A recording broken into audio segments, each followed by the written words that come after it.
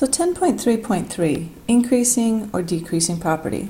So although in an exponential function the constant a in the function f of x equals a times b to the x can be either positive or negative, in many applications a represents the initial amount of some quantity, like the initial number of bacteria, the initial amount of money in some sort of investment, the initial number of animals in a certain region as we study populations, and so on. So in all of these cases, a is some amount bigger than 0. So the number of bacteria can't be negative, the amount of money we invest can't be negative, the number of animals in a certain region can't be negative.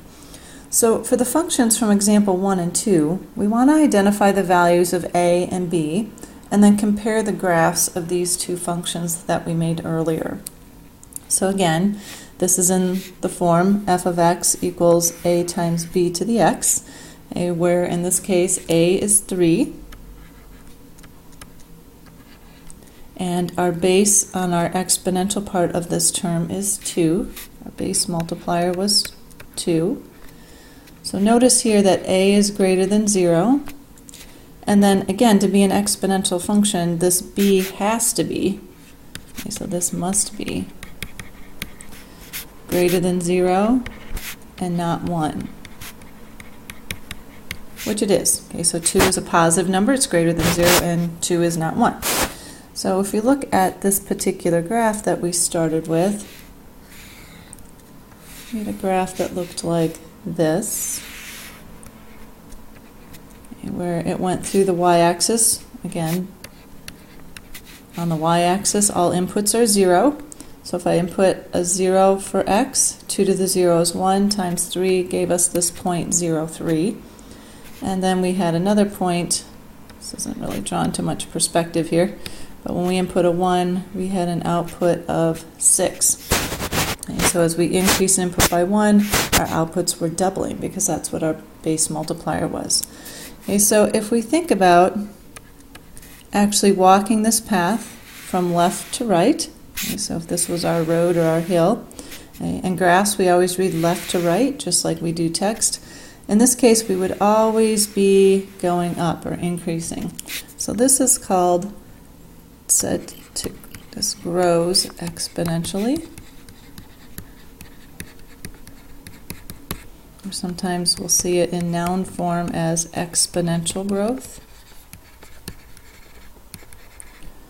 Okay, so when we hear people say that's growing exponentially, okay, it means we've got a function that's increasing from left to right, and again we've got some base multiplier in here.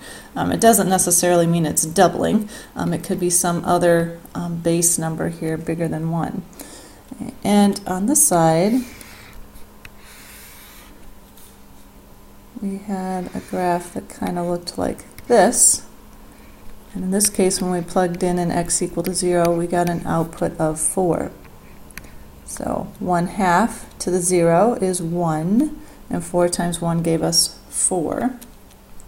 And then we had another point in here, when we plugged in a 1, we got 2. So as x increased by 1, and here our outputs we multiplied by 1/2 because that's what our base multiplier was here. So in this case a was equal to 4, which again for many application problems this is going to be the case that that's greater than 0. And our base here was 1/2, and keeping in mind that that base needs to be greater than 0 and it can't be 1, okay, which it does meet both of those criteria. Well, this one, if we think about reading left to right and following this path, we would always be going down. And again, it starts out going down a lot steeper than it does kind of toward the bottom where it kind of flattens out. This decays exponentially. So again, as something grows, we get more and more of it. As something decays, we get less and less of it. Or sometimes this is, as a noun, is said to have exponential decay. Okay. Now, in both of the cases above, a was greater than 0, which again, we're going to often see with the data that we look at. But we can see in the first graph where the base was greater than 1, the graph was increasing. Okay, so remember, This b is the base multiplier. Those outputs keep getting multiplied by b, which if it's a number greater than 1, that means the outputs will be increasing. In the second graph, b was a half. Okay, so b was less than 1. And we can see that the graph was decreasing, which should make sense because now our base multiplier is less than 1. And so if we take a number times something less than 1, the output there is going to be getting smaller. So that leads us to the following two definitions. So given an exponential function, so again, we don't use these words with linear and quadratic functions, but given an exponential function of the form f of x equals a times b to the x, where a is greater than 0 and b is greater than 1, then the function is said to grow exponentially. Again, our base multiplier here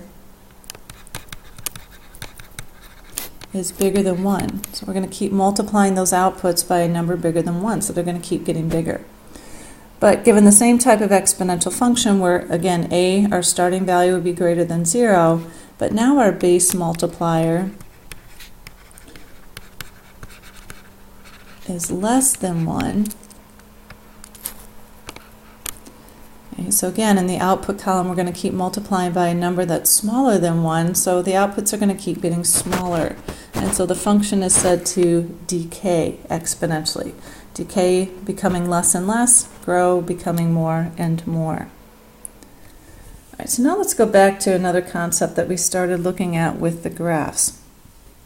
So in making sketches of graphs, we typically plot the intercepts. Okay, so when we graphed linear functions, we looked at x and y intercepts, and when we plotted quadratic functions, we also looked at graphing or plotting the x and y intercepts. So to get the y-intercept of a graph, so again, if we're,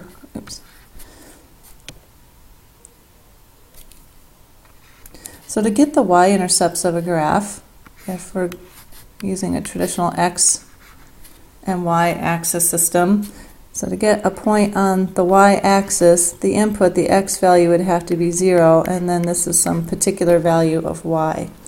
So to get the y-intercept of a graph, we need the output when the input is 0. So given an exponential function, f of x equals a times b to the x, we would get the following thing. So to get that y-intercept, we just plug in an x value of 0. And again, b to the 0 here is 1. Again, remember in this case, b has to be greater than 0 and b is not 1 for this to be an exponential function.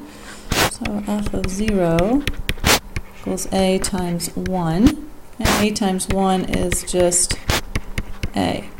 Okay, so if f of 0 is a, this is the input inside the parentheses, and this is output, so that gives us the following ordered pair on the graph. Okay, so input is 0, output is a, so this is our y-intercept. Is at the point 0a. Now to get the x-intercept of the graph, so a point on the x-axis, okay, so now we've got some particular value of x, and then the y-coordinate is 0. So to get the x-intercept, we need the input when the output is 0. So given an exponential function, we would need the output, okay, the f of x part, to be 0. And we want to know what x's make this happen. So what input would give us an output of 0?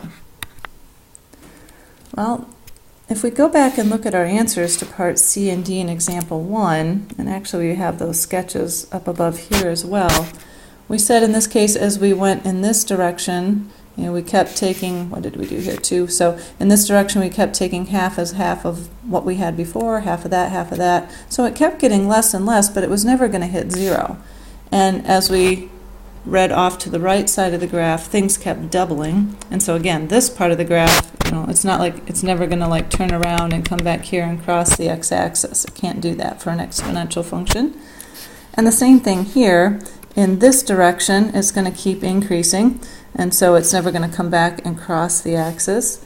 And in this direction, we just kept multiplying by half for those outputs. So the outputs are going to keep getting smaller and smaller and smaller and smaller, but they're never going to actually reach 0.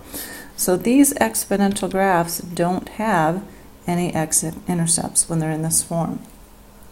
So will either of those graphs that we plotted there ever cross the x-axis? And the answer was no. Okay, so exponential curves from equations